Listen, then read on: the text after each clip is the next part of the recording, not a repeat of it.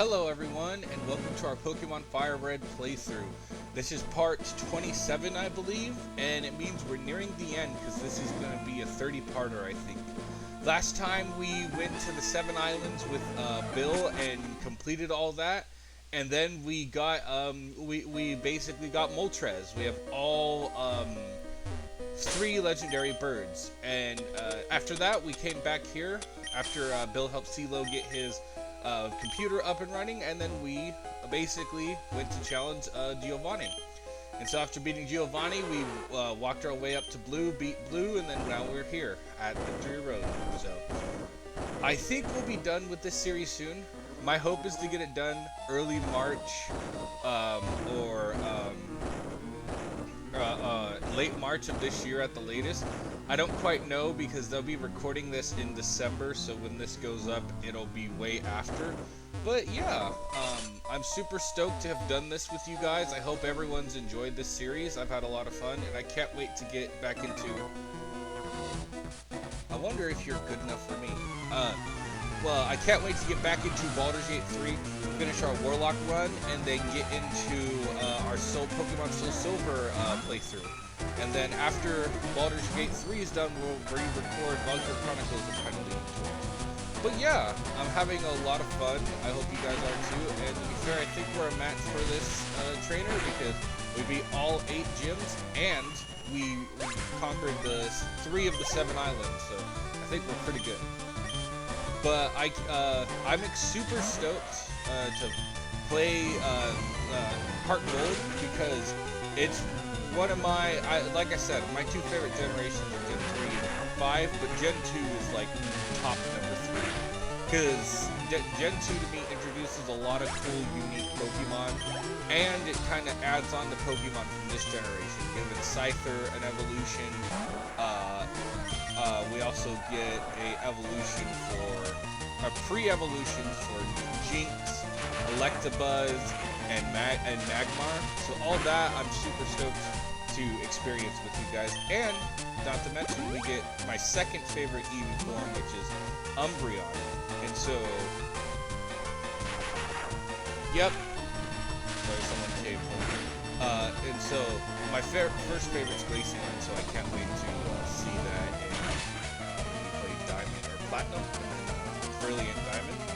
But yeah, I'm super stoked to be done with this. I hope you're all enjoying this series and my spiels, and I hope you're excited to continue the journey of Pokemon with me as we go through Pokemon of the Ages. And yeah, sorry. I've just finished cleaning my room, doing a bunch of vacuuming and dusting, and so I'm a little out of breath. But I wanted to get these last few videos recorded so I can start uploading them, because then we will be officially done and ready to continue our playthrough. So, for Victory Road, it's not going to be... It's going to be a moderately long video, probably 30, 35 minutes, because the thing is we're battling all these trainers, so that's what's going to take a minute to get through, and then on top of that, we have to do a bunch of puzzles, so the puzzles take a little bit of time away from us. Okay, please don't. Okay, Will-O-Wisp we can handle. I got a full heal, I can easily heal. Magneton.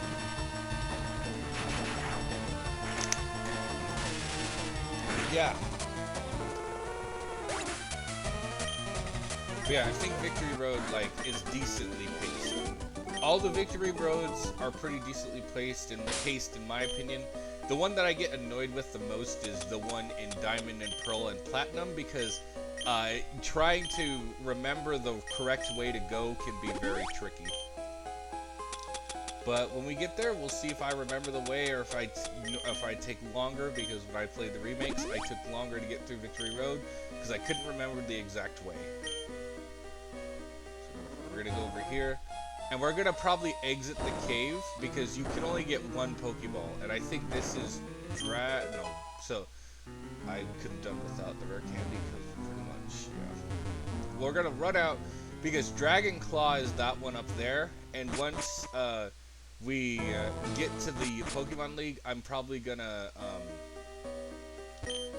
teach Charizard Dragon Claw, because he'll help us against the dragons. But then again, we have Lapras, who's gonna pretty much go through all of Lance's dragons, save Gyarados, and then Gyarados will be easy because we have Magneton, so it's a 4 times effectiveness against it. But yeah, so we kind of, as you've seen, I kind of set up my team to match the Elite Four and the Champion more than anything.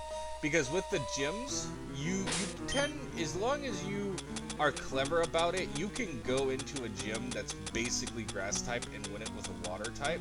It just takes a lot of like planning around and trying to like plan for certain moves. You can do that. It's just not easy. And so, like for us, we pretty much had Charmeleon when we first started, and as you saw, we were able to easily defeat Brock, and Brock super affected us. So, yep, TM2 Dragon Claw. So Brock pretty much was our weakness, but we were able to get around it with Metal Claw. I can see you're good. Let's see me see how exactly. How good.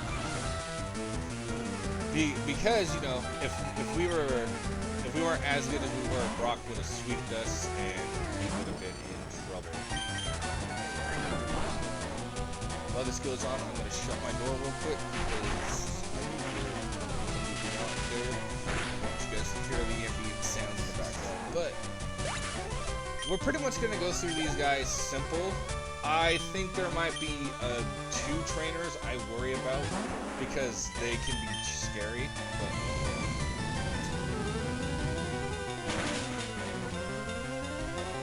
crap.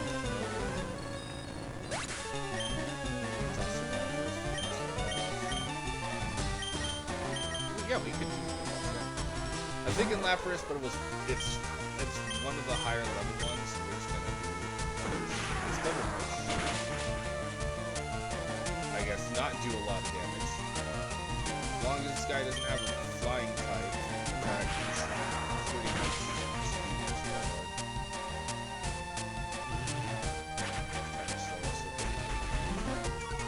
I think we're still faster because we're higher level on transformation.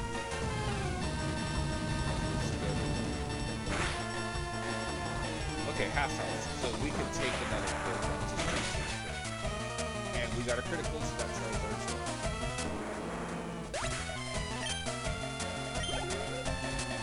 Except we have Charmeleon. Switch. Actually, we'll just keep things. We can just Sky Uppercut this. This is just a fire type, right? Slash. Even a crit. Just one shot, stab, and Ivysaur. Oh, we have Ice Punch.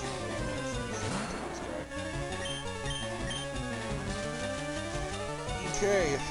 Well, unless they do sleeping power.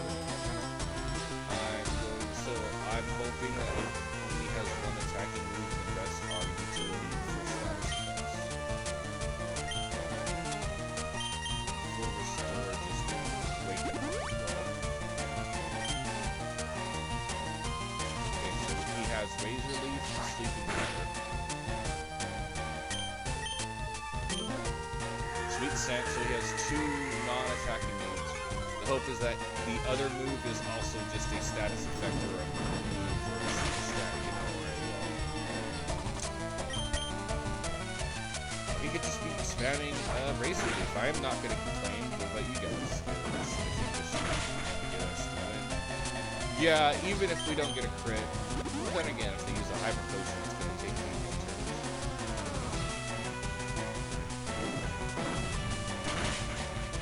Okay, that's good. We'll do another Blaze Punch or Fire Punch. And then it... I do hate that move, Sleeping Powder, because we're fast asleep, so we can't do anything. But I'm just going to risk it, because hopefully he wakes up this turn and they don't get a crit, because Razor Leaf has a high crit chance for those of you who don't know. So it's actually a decent grass-type move to keep on until you get things like Giga Drain and yeah, I'd wake up too after getting that hit that hard.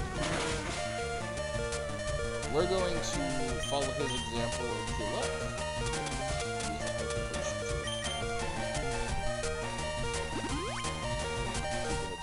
this game, I think it kills you 200 instead of the typical 120 in the other games. So long as we don't get...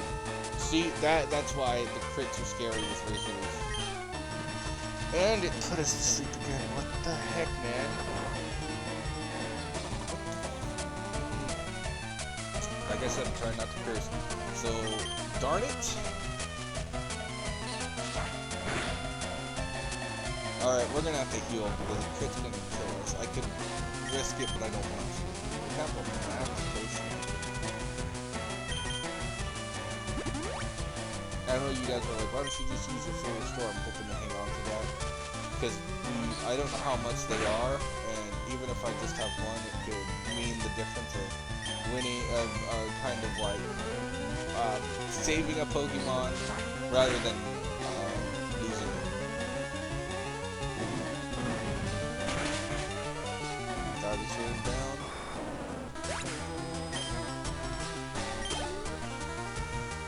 War Turtle. Seeing that name War Turtle just reminds me of the Pokemon theme. War Turtle! Yeah. If you guys watched the original Pokemon show, the one from the 2000s, I think, it was either late 90s, early 2000s, maybe both.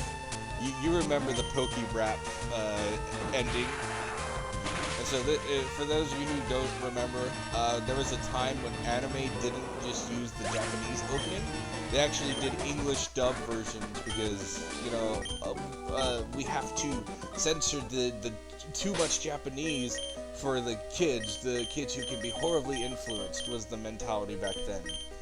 Like example, if you guys have never done this, look it up. Look up jelly-filled donuts Pokemon. I'm sure you heard that meme. And then look up sub sandwich rolling down the hill Pokemon. So in the original, for the last one, they had an onigiri or a rice ball rolling down a hill, and Team Rocket was going after it. In the American version, done by 4Kids, they couldn't have an onigiri, even though even though this was kind of during the 2010s. So everyone at that point was pretty much privy to how Japan's food was, and as we saw, both Asian food in general has gotten very popular. I can name off the top of my head 3 sushi joints, 3 Chinese joints, and 3 other Asian joints that are just around my area that people like. So you'd think at this point they wouldn't be censoring as much, but no, they stuck to it. And so instead of a rice bowl, which is kind of already skeptical because, you know, we're gonna be using our rare candies that a friend gifted me. A friend gifted me these rare candies. This here is what you wrote. It's the final test of candies. And so, you know, a rolling rice ball down the hill is already kind of skeptical, but it is compacted enough and wrapped around and seaweed enough that I can understand maybe it's perfectly intact. But imagine a sub sandwich. So, you know, 2 pieces of bread with a bunch of condiments and things like lettuce, tomato, onions, and meat in between it, rolling down a hill perfectly, not coming apart, but rolling down the hill. And it's comical because it's like, one, we're like I said, we're past the point where America is afraid of the East kind of influence. I feel like we all understand that you know, the Asian culture is not bad, which I never understood why we were censoring it in the first place when we made anime back in the day. And 2, you know, it's also just, it shows to me just like people who, what's the word?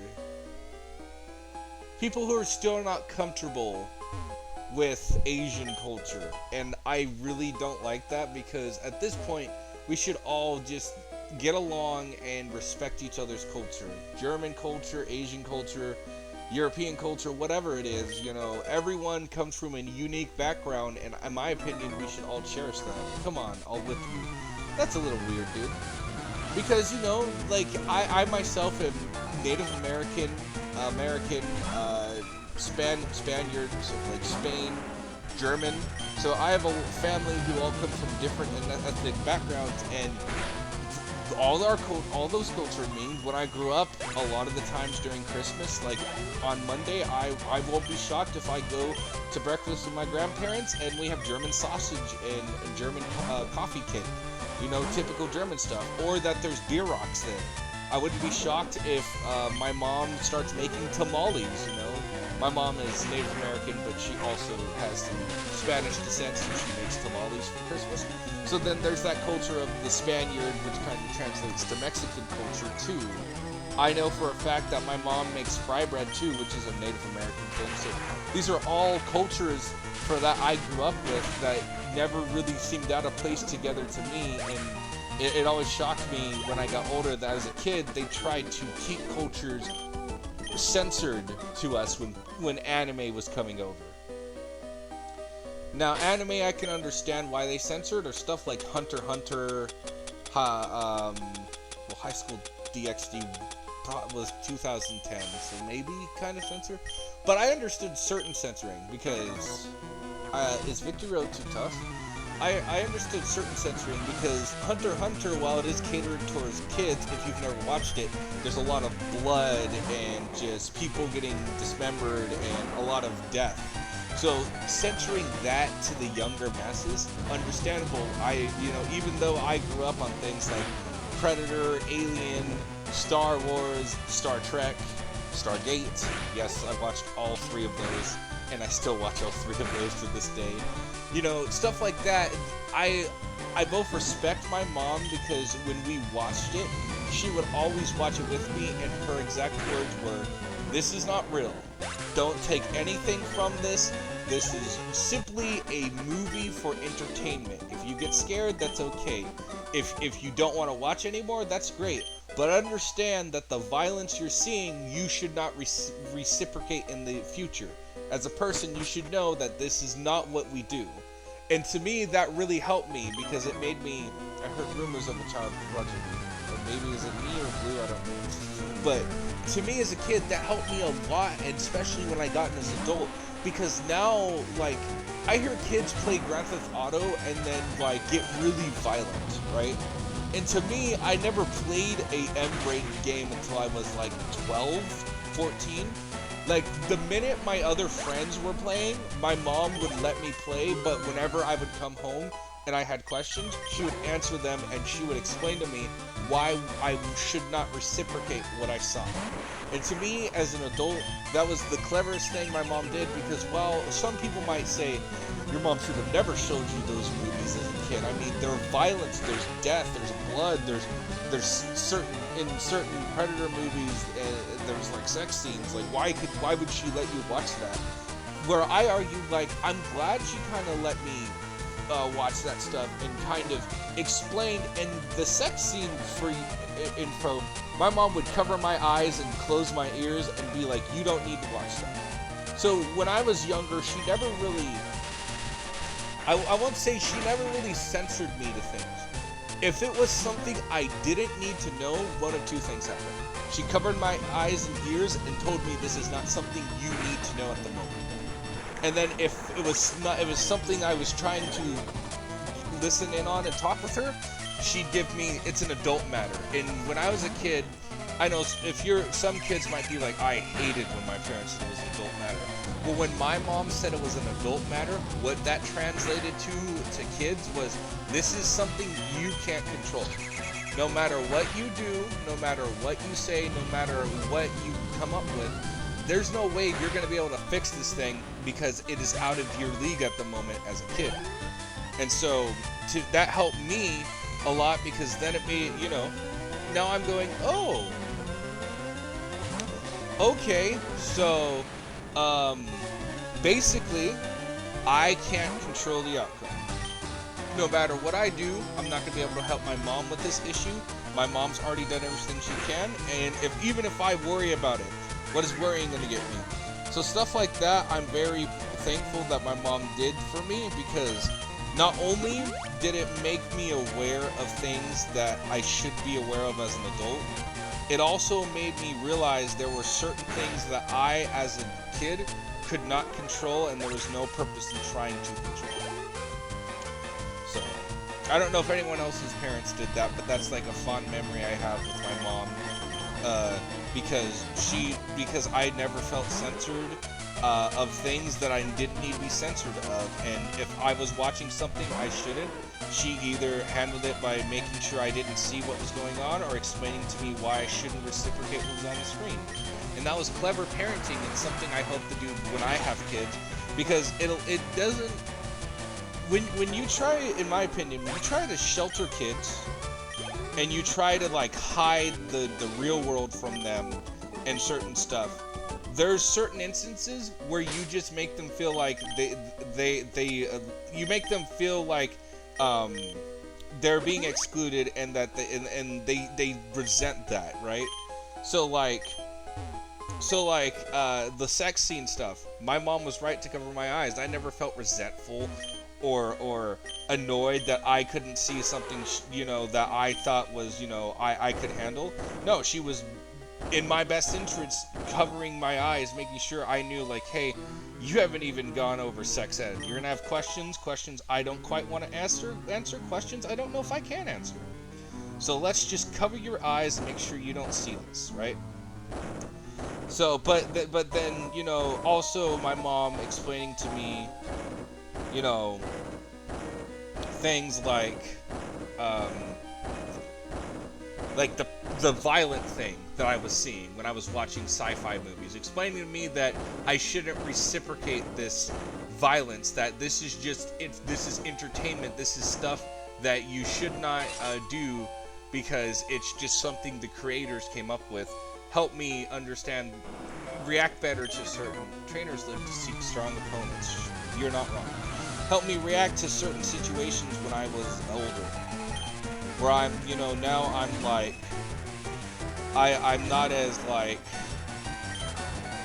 certain stuff that affects people, that people really freak out about when it first happens to them, and it kind of like blows their whole world apart, doesn't hit me as hard. There are instances where I am kind of like, what the heck? This is not right, da-da-da-da-da. But there's a lot of instances where I'm just like, okay, well, yeah, I remember getting told as a kid, this is something that happens sometimes, and I should not reciprocate it. And, it sucks that it's happening, because it should be in the form of media where no one gets hurt, and everyone's okay, and it's just for entertainment purposes, and that in the end of the day, everyone walked away free of harm. But, I'm seeing it now happening, and I know whoever's doing that probably shouldn't be doing that, because in the end of the day, that is not how you should act as an adult. So, that is why, like, when I've had friends who, not current friends, old friends, who would get really annoyed that I saw this stuff, and they'd be like, my parents never let me saw that, your parent must be a bad parent, da-da-da-da, leading to fights, because I do not like people bad-mouthing my mom, and I, as a kid, had a temper. Still to this day have a little temper, but I've worked on it, I've managed it, but,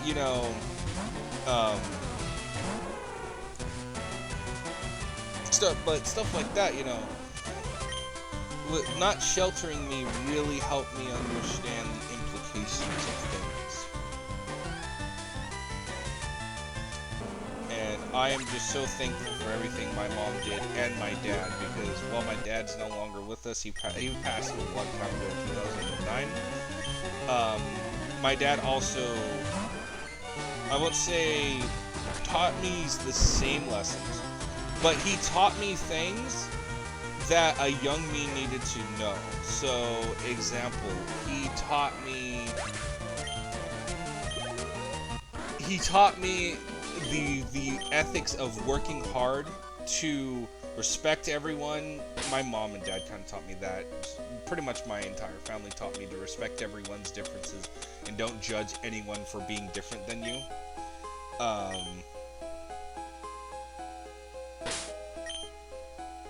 to think of something else. Sorry. But like they taught me to respect boundaries. My dad taught me how to respect boundaries, and he taught me, like, he'd let me do something that he knew was wrong. Only the chosen can pass here. And he knew I was gonna either freak out or I was going to fail, and I was gonna get really mad. And then when that happened, you know, he told me, he'd be like, "That is why you don't do that." And I'd be like, "What do you mean?" And I'd be annoyed, you know, that he let me do it. He'd be like, "If I told you not to do it, you would have done it." Because let's be honest, you would have easily done this, and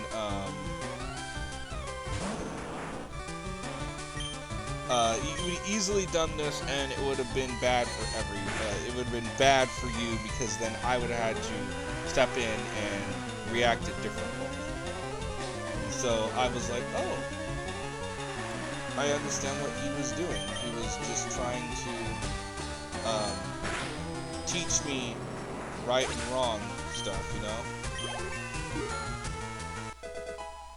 So stuff like that, I'm just very thankful, because I have some friends who I really cherish and I'm a good friend with, but they tell me their parenting, like how they're gonna parent, and when I explain how I'm still going to do things like, I'm still going to do timeouts, spank my kid when they cross the line. Like, I think spanking should be reserved for when they do something that they know they shouldn't be doing. Like, my parents, I did something they didn't like once, and I got a verbal warning. Do not do that again. If you do it again, you're not going to like the outcome. And as a kid, we all are guilty of this. We test and pull and prod our parents' buttons. We push and pull and just try to get a rise. And then, my parents' reaction, we told you once, and you didn't listen. So now you're getting spanked, because obviously, we have to put in your mind something that's going to make you not want to do this again. And yeah, did it suck? Did I feel really, really, like, embarrassed that I'm getting spanked by my parents? Oh yeah. I'll show you just how good you are, not, well, I'm going to beat you, lady, so yes, you are. But at the same time, it wasn't like my parents went out of the way to be very heavily handled. I never got bruises. I never, ever got, there was never, ever marks. They didn't do it to physically hurt me. When I got spanked, it was just to send the message. It was never hard. And as a kid, I don't know if anyone said this, I laughed a lot when I got, you know, when that happened. Even though I was embarrassed, my reaction was to laugh, and it really irritated my parents. And so that was another thing they'd have to sit me down and talk to me about. And yeah, I can understand why they didn't like that. Even now, I have to remind myself not to laugh at certain situations that will trigger people. But, you know, stuff like that, I wish more parents would understand that spanking doesn't make you a bad parent, doesn't make that you like to hit your kid. To me, that's not what spanking is. Spanking is the last resort. You warn them. And let's say, instead of warning them once, like my parents, you want to warn them 3 times, a 3-strike system. More power to you. But after that 3rd strike, they're just trying to see if they can cross a boundary and get away with it. Like, I have friends who are psychologists, who are becoming psychologists, and they've told me multiple times, including one in child psychology, that kids will do things to cross lines to see if their parents will react. And if the parents react as if it's not a big deal, they will continue to cross the lines and then get really frustrated and act out when they're disciplined, because, hey, my parents didn't discipline me, so why should I be disciplined by you? It makes no sense. Come on. Why are you just paralyzed the entire time? Come on. You know, so kids will see that and be like, oh, well, I can just act out and do this and no one's going to care. See, when kids learn that, that's when you get kids who do stuff that get them in trouble, like at school, and I've known certain friends, kids they've had to bring in someone like a counselor, or go to a therapist to try to help them, you know, get their kid under control, because they're just doing all this bad stuff that they shouldn't be doing. And then they find out that the kid didn't see it as bad, even though they were getting yelled at and stuff, because their parents didn't, you know, nip it in the butt when it happened. And so then my friends were just like, I never realized that, you know, I could use spanking in a way that isn't abusive. And I've always been like, yeah, look, if you're, in my opinion, if you're hitting your kid to hit your kid, that's when I draw the line. That should not be a thing. If you're doing that, yes, you're a bad parent. Do not do that. Like, if you get called what is their name? No, that's the vet. That's the pound. Protective Child Services. If that happens and they get called on that, that's your fault. And I do not feel sorry that your significant other or your mother or whoever called them onto you, because you're just doing it to be an a-hole. But when you're doing it trying to set a boundary and let your kid know that if they cross this boundary, it's not gonna be a good thing, that is different. That is not being a bad parent. That is teaching your kids boundaries and making sure that they realize that if they cross this boundary, it could be bad for them. Oh, I'm so glad I did not hit that boulder down, or I would have been so annoyed. And so, like, if you guys think differently, I understand, and opinions are valid all around. Oh, so you wish to challenge the Elite Four. But that is just my take on, like, discipline, is that I don't think belts should get involved ever. But I know when my mom was a kid and my grandparents were kids, that was a thing. But my mom never took a belt, and she always told me the one time she thought of it, she got so sick to her stomach that she, like, cried for hours because she just couldn't think that thought crossed her mind, because she knew when she was a kid she didn't like it. So, like, belts are things that I draw the line at. You shouldn't be using belts. You should be using your hands, because hands do not, like, yes, flesh on flesh can be hurtful, but if you're not trying to hurt and you're just trying to set a boundary, it's going to be more embarrassing than it is going to be painful to the kid. And but belts, that's a different story. Even if you hit lightly, you can leave a mark with the belt. So things like belts, if parents use that, I'm like, look, I'm not going to tell you how to parent, but you shouldn't be doing that, you know? Like, even if I say this and you continue, that's your right, but that is not how you should discipline them. If you wanna make sure they understand that what they're doing is wrong, and you need to do that physical contact, use your hand, because there's no way, unless you're actually trying to hurt them, that you're gonna hurt them. So yeah, so stuff like that, like, ugh. I like how I'm very sure people, if you're watching this, together the two of us are destined for greatness.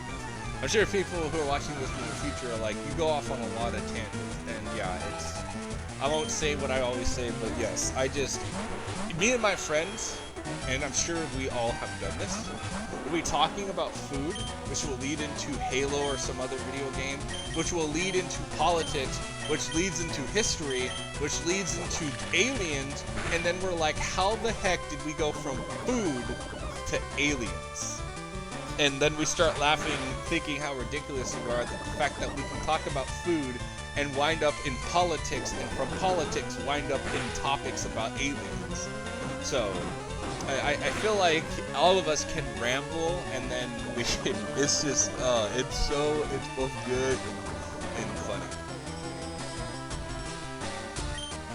Okay.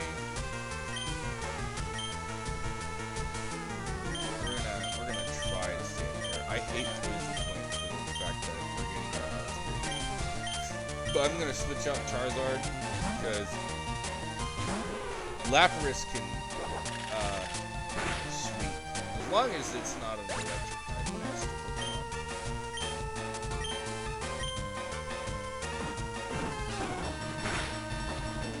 That hurts.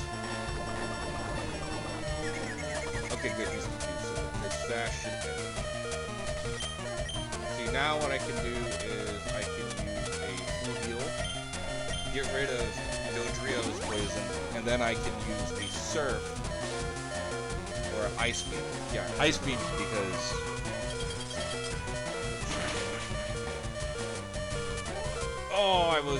okay, the game kind of slowed down. I thought it was not going to kill. couple Ray and Ludicrous. This can't be. Hey, you guys are good. This is better. I have no potions. No, I have no antidotes. I have no potions. Ugh. Okay, we're gonna go. But, oh no. Why is there one guy? I hope he's not gonna fight us. I hope. But just in case, we're gonna heal up Charizard. Oh, thank God. You should be proud of yourself having battled your way through victory road so courageously. To recognize your feat, I'll teach you double edge. No, I do not want to learn double edge. But thank you. I'm glad you weren't gonna attack me when we got out here. But yeah, so this is gonna be the end of the video. We've made it to the Elite Four. So we're gonna go up here and heal, but I hope you all are enjoying this series. Next time is gonna be the Elite Four and possibly the champion. If you are, please hit that like button and subscribe, and I will see you all in the next video.